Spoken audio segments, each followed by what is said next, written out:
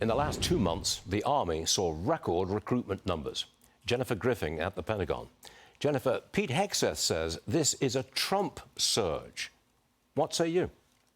Well, it's complicated. Let's look at the numbers. The U.S. Army reported record-breaking recruiting numbers in December 2024, with nearly 350 recruits enlisting daily, totaling about 10,700 soldiers, the highest for that month in over 15 years. The Army has struggled with recruiting numbers since COVID, including a shortfall of 15,000 recruits in 2022. Defense Secretary Hegseth, as you mentioned, Stu, attributed the increase to America First leadership. Senator Tom Cotton also suggested it had to do with the election.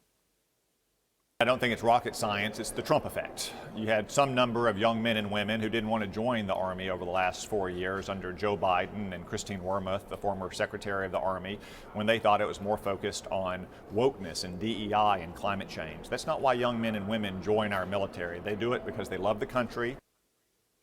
The truth is a little more complicated. Former Army Secretary Christine Wormuth dismissed those claims, stating, quote, "The data does not show that young Americans don't want to join the Army because they think the Army is woke."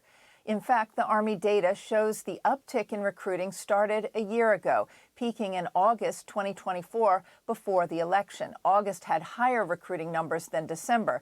By September 2024, before the election, the Army announced it had exceeded its recruiting goals.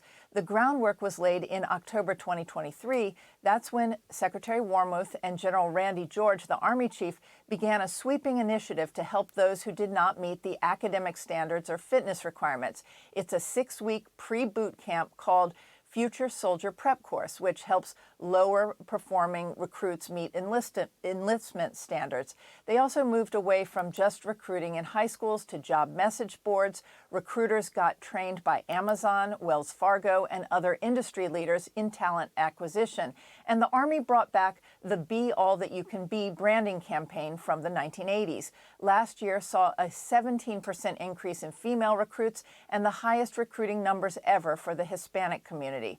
Quote, U.S. Army Recruiting Command is on track to exceed the fiscal year 2025 recruitment goal of 61,000 new soldiers and an additional 10,000 in the delayed entry program.